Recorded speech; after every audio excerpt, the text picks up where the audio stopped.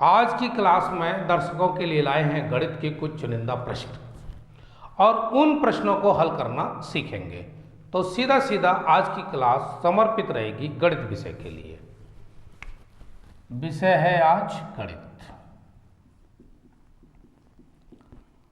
और पहला प्रश्न लिया है आज, यदि a प्लस 1/a बराबर √3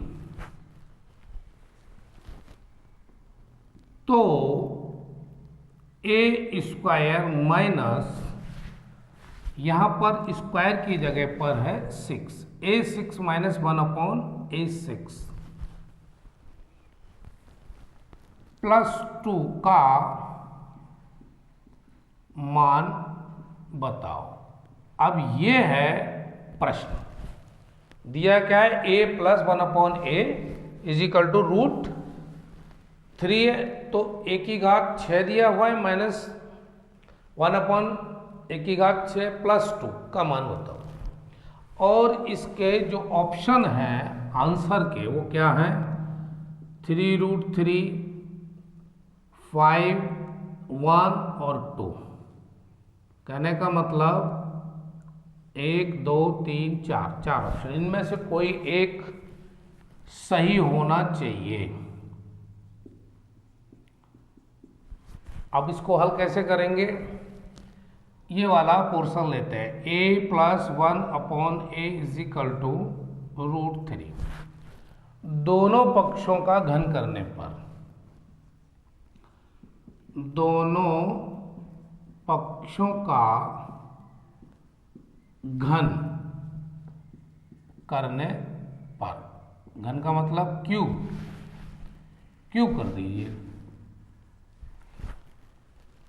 देखिए a प्लस 1/a इसका भी कर दिया क्यूब और इसका भी ये।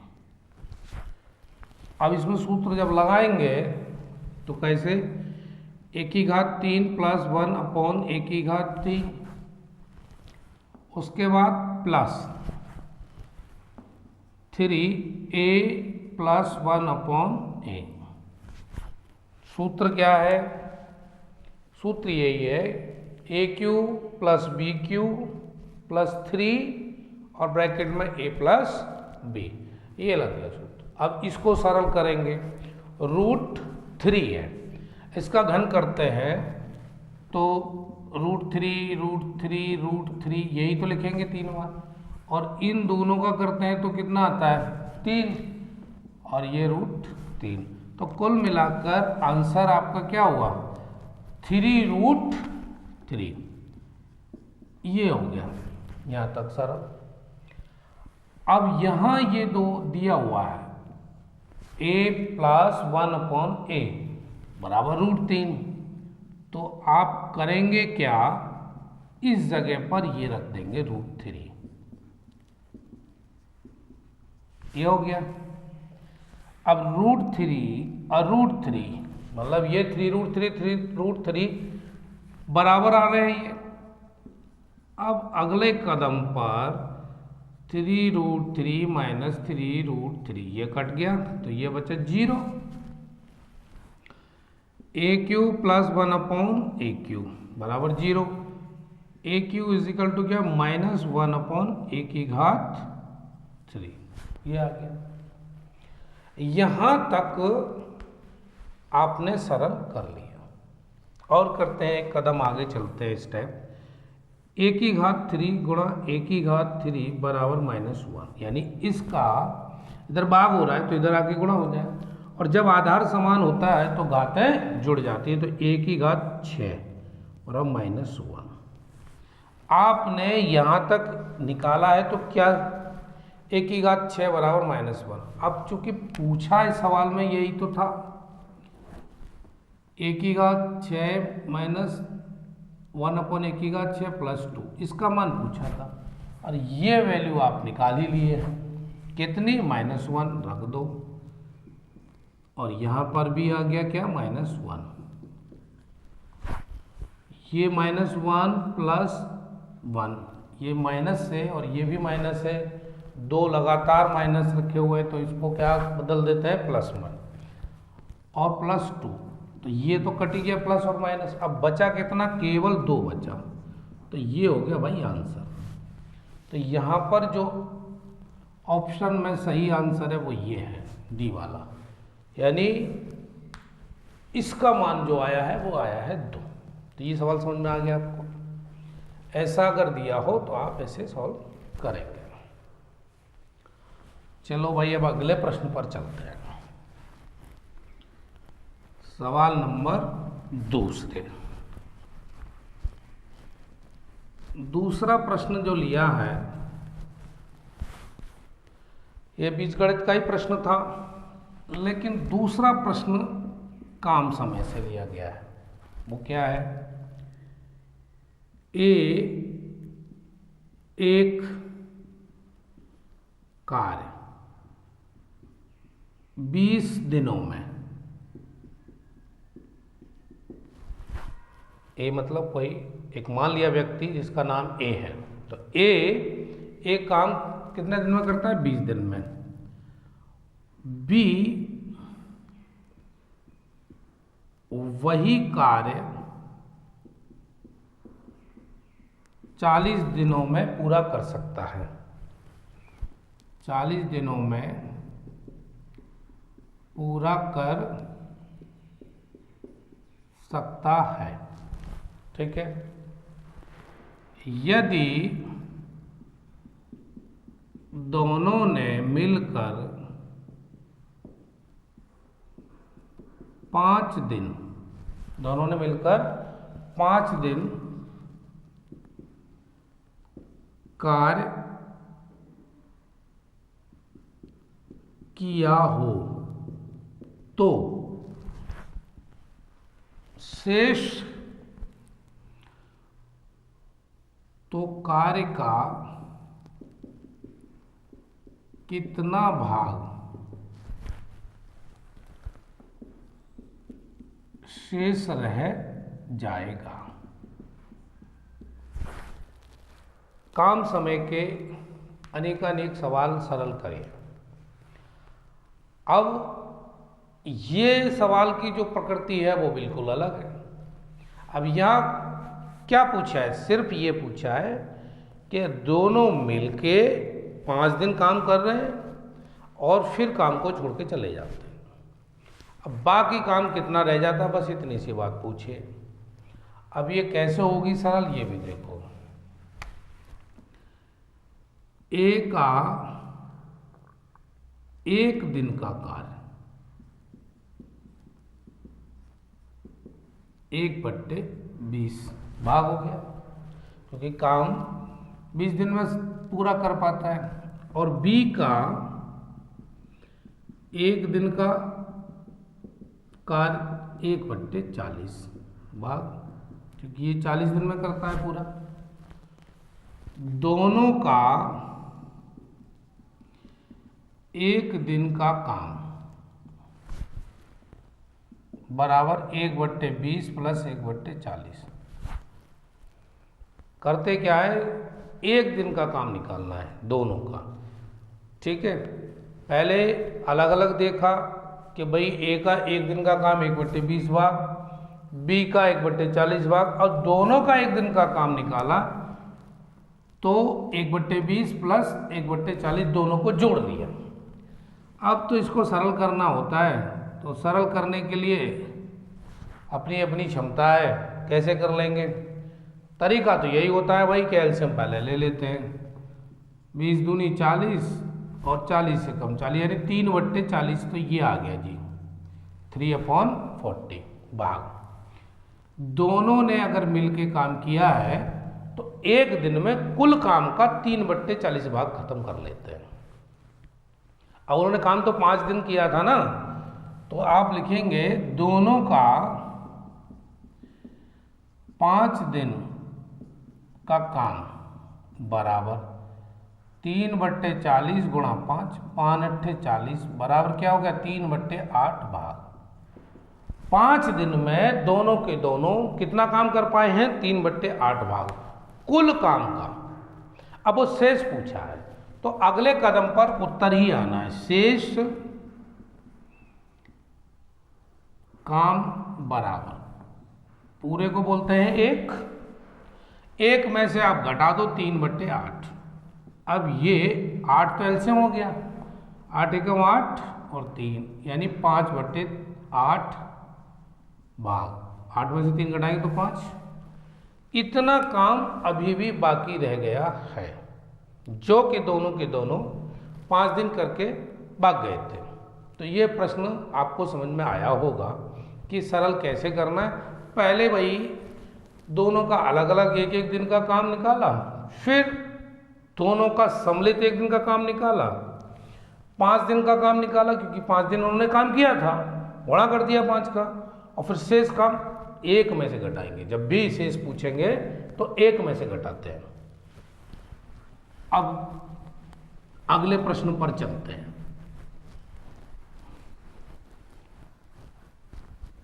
अगला जो प्रश्न है वो बीजगणित से संबंधित है, यानी पहला सवाल भी हमने बीजगणित से संबंधित लिया और इसके बाद दूसरा काम समय और तीसरा सवाल लेते हैं बीजगणित से संबंधित। ये है यदि a, b तथा c, a, b तथा c एक त्रिभुज की भुजाएं हैं और a² plus b² plus c² बराबर ab plus bc plus ca हो, तो त्रिभुज की प्रकृति है। ऑप्शन दे दिए हैं। पहला दिया हुआ है इन्होंने समबाहु, दूसरा है समद्विबाहु, तीसरा है समकोण और चौथा है अधिक कोणीय। ये 4 ऑप्शन देकर ये सवाल बनाया। अब इनमें से कोई एक प्रकृति का जरूर होगा त्रिभुज। अब इसको सरल कैसे करेंगे? पहले a² plus b² plus c² बराबर ab plus bc plus ca जो कि दिया हुआ है बराबर। इसमें क्या करेंगे, दोनों ओर यानी दोनों पक्षों में 2 का गुणा करते हैं। दोनों पक्षों में 2 का गुणा करने पर 2 का क्या करेंगे गुणा, तो ये हो गया 2 a² plus b² plus c² और 2ab 2bc प्लस 2ca ये हो गया। बहुत आसान काम, यहाँ तक तो कोई मुश्किल काम नहीं है। अगला कदम जब चलेंगे तो कैसे चलेंगे, यहाँ पर a² plus a² b² plus b² plus c² plus c²। अब यहाँ क्या कर दिया बाईं ओर, क्योंकि 2 का जब ही मल्टीप्लाई कर रहे हैं तो 2a² होगा यानी 2 है, तो हमने इसको a² प्लस a² लिख दिया तो कोई बुराई नहीं है, लिख सकते हो ऐसे। उसके बाद ये जो पोर्शन है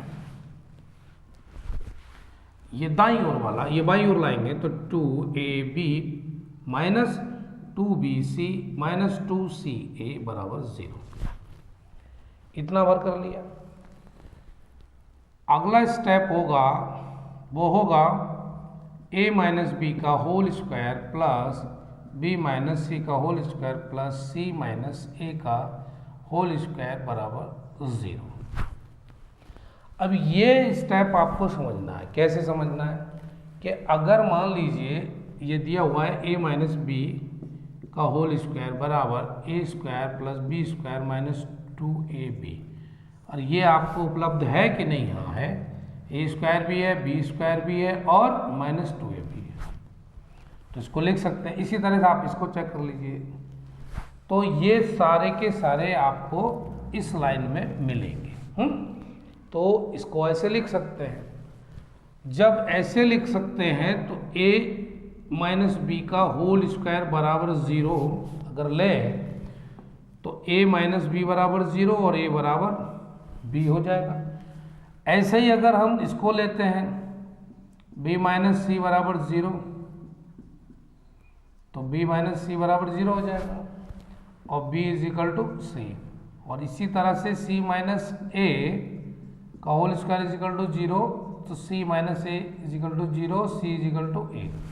तो कुल मिला के आप कह सकते हैं a बराबर b और b बराबर c और c बराबर a। सब एक दूसरे के क्या है? बराबर है तीनों भुजाएं। अतः त्रिभुज कैसा हुआ? समबाहु है। जब तीनों ही भुजाएं बराबर हैं तो वो क्या होगा? समबाहु। तो प्रकृति क्या हो गई इसकी? समबाहु। ऐसा अगर प्रश्न आता है तो आप उसको इस विधि से सरल करेंगे और सीखेंगे। ठीक है, इस विधि में कोई मुश्किल काम नहीं है, केवल यहाँ से उठाना है, 2 का गुणा दोनों तरफ करना है। उसके बाद अगले स्टेप पर आपको नज़र आने लग जाएगा इसकी प्रकृति ऑटोमेटिक। बस ये स्टेप यही सीखना है कि 2 का गुणा करना। अब चलते हैं भाई चौथे प्रश्न की ओर। 3 प्रश्न सीखे हैं, अब चौथे प्रश्न को भी सीखते हैं। Question number 4। चौथा प्रश्न दिया है कोई धन राशि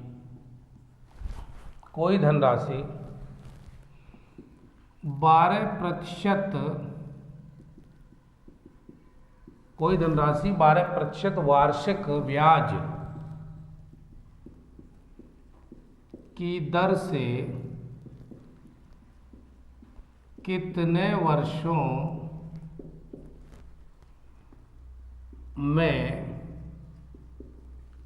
कितने वर्षों में दुगनी हो जाएगी। बस इतना सवाल है। क्या पूछा है? कोई धनराशि 12% वार्षिक ब्याज की दर से कितने वर्षों में दुगनी हो जाएगी। तो सीधा सीधा टाइम पूछा है, समय n-1 इंटू 100 अपॉन r यानी दर।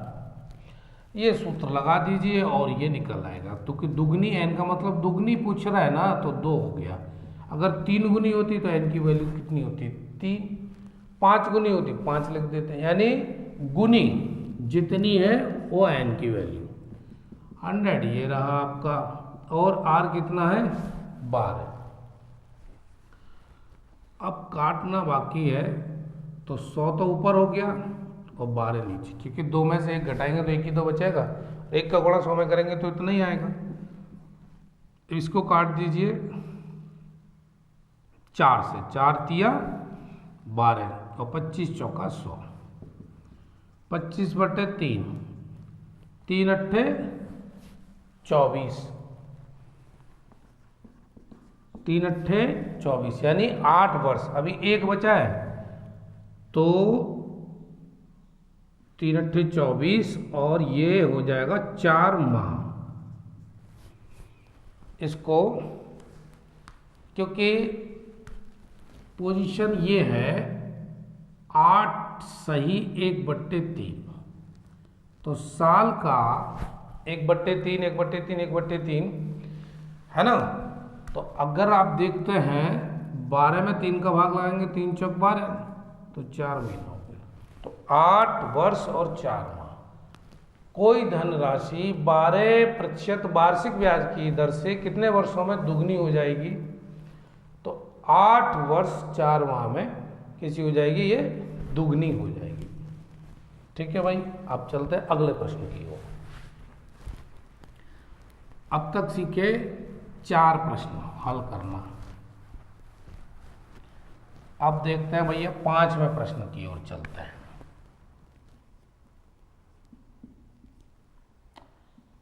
ए का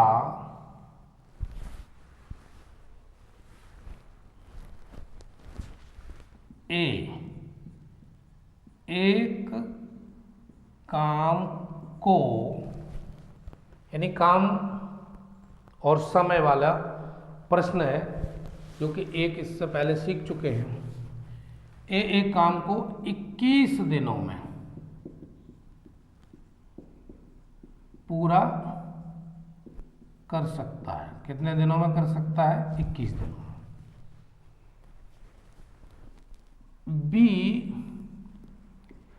ए से 40% अधिक कुशल है। ए जो है, नहीं, बी ए की अपेक्षा 40% अधिक कुशल है, यानी इसकी क्षमता 40% ज्यादा है अपेक्षाकृत ए के। ए से 40% ज्यादा क्षमता रखता है। अब पूछा क्या है? तो बी द्वारा उसी काम को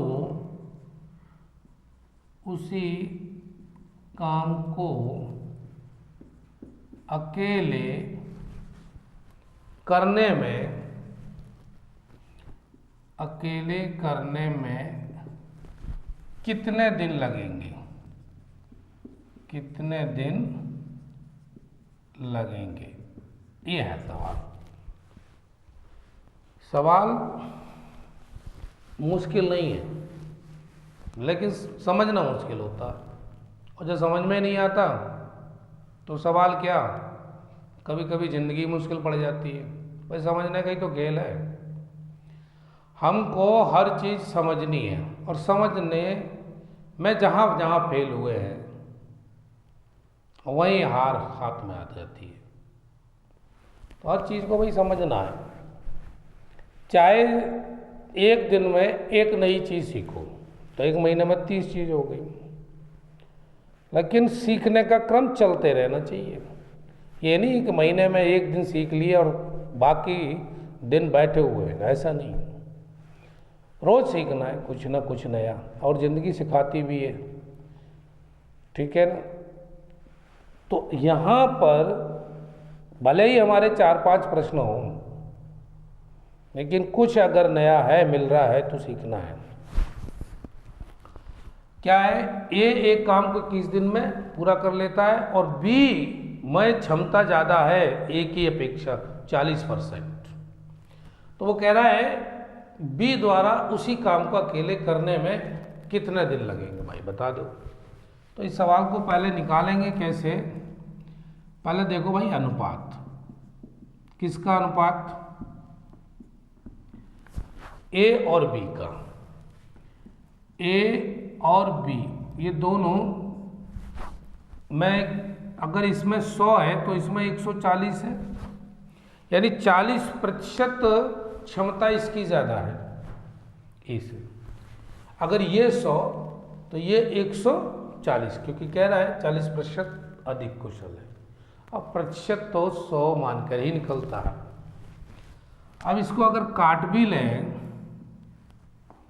तो 2 पंजे 10 और 2 सत्ते 14, 5 और 7 का अनुपात लिए बैठा है ये। अब कैसे निकालेंगे? 5 गुणा 21। ए एक काम को कितने दिन में करता है? 21 दिन में। और बी उसी काम को कितने दिन में करेगा? तो 7 गुणा डी मान लो यहाँ पर, ठीक। तो डी बराबर कितना होगा, 5 गुणा 21/7, 7 तिया 21 और 3 पंजे 15 दिन आ गए जी, सीधा सीधा आंसर।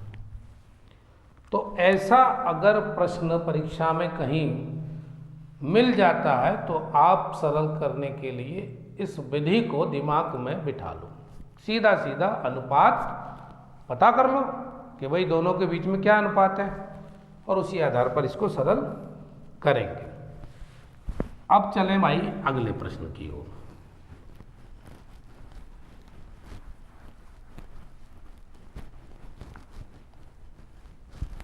अगला प्रश्न है, वो भी बीजगणित से संबंधित है। यदि x + 1/x बराबर 2, ठीक, और x वास्तविक है तो x की घात 17 प्लस 1/x की घात 19 का मान ज्ञात करो। भाई सवाल ऐसा ही लिखा हुआ है, अब इसको समझना है और सरल करना है। और समझना कुछ नहीं है क्योंकि इस तरीके का एक प्रश्न पहले करा चुके हैं, एक दो। इस पोर्शन को पहले सॉल्व करेंगे। इसको सॉल्व करते हैं तो ये हमारे पास x² + 1 = 2, ये आ गया एलसीएम लेके, और x² + 1 = 2x, x का मल्टीप्लाई इधर करेंगे, और x² - 2x + 1 = 0। अब इसको सॉल्व जब करते हैं तो x की वैल्यू कितनी आएगी, 1। अब इतना तो आपको आता ही है सॉल्व करना है कि भाई ये सवाल जब हल करते हैं तो x की वैल्यू कितनी आती है, 1। अब 1 जो है वो यहाँ पर रख दीजिए x की जगह, तो आंसर निकल आएगा। वही करेंगे, x की घात 17 प्लस 1/x की घात 19, ये दिया हुआ है। अब यहाँ पर 1 रखते हैं और इसकी घात 17 कर दो, क्या फर्क पड़ता है भाई, एक के ऊपर कितनी घात रख दो, मान तो एक ही आना है। तो ये भी एक और ये भी एक, कुल मिला के आया 2। तो इस सवाल का जो उत्तर है, ये जो पूछ रहा है ना, x की घात 17 प्लस 1/x की घात 19, इसका आंसर है 2। ठीक है भाई। अब एक प्रश्न और देखते हैं। अभी एक प्रश्न और सीखते हैं, वो क्या है, एक वस्तु का अंकित मूल्य ₹800 है, उसे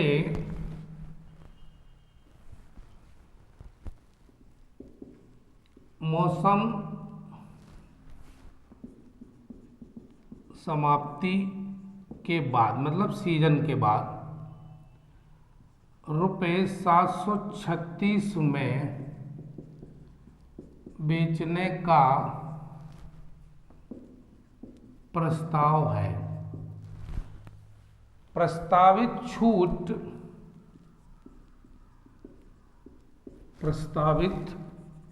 छूट कितने प्रतिशत है, बस ये सवाल है।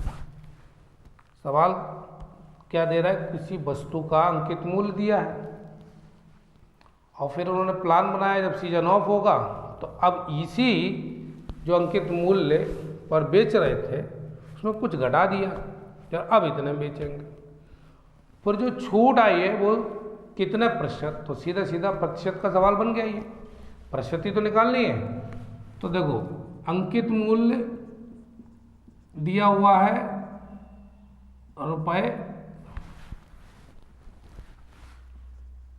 ₹800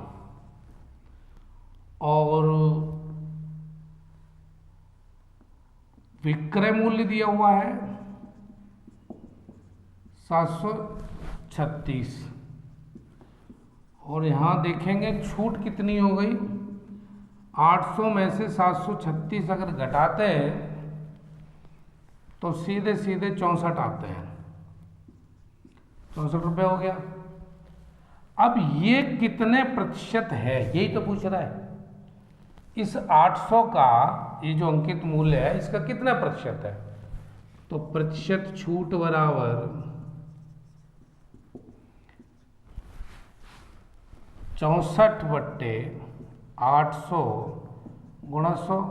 प्रतिशत निकालते हैं तो हमेशा 100 का गुणा करते हैं, प्रतिशत हटाते हैं 100 का भाग लगाते हैं, बस यही है। 2 जीरो से ये कट गए, 8 का सीधा भाग लगाया, 8 8 64, 8% छूट है। यानी 800 से जब 736 पे पहुंच रहे हैं तो कितने प्रतिशत छूट मिल गई, 8%। ये आपके सामने सरल किए तो 8%। तो आज हमने कुछ चुनिंदा प्रश्नों को लिया। उम्मीद है कि इन प्रश्नों से आप भी लाभ उठाएं और परीक्षा में अगर आते हैं ये प्रश्न इस तरह के तो आप उनको सरल करें और विजयी भव हो जाए। तो आज की क्लास बस यही छोड़ते हैं और मिलते हैं फिर किसी नए टॉपिक और नए सब्जेक्ट के साथ। तब तक आप यूं ही जुड़े रहिए मेरे साथ। यदि प्रश्नों में कुछ कमी लगती है या कुछ सुझाव देना चाहते हैं तो कमेंट में दीजिए, ठीक है। वीडियो देखने के लिए दिल से धन्यवाद।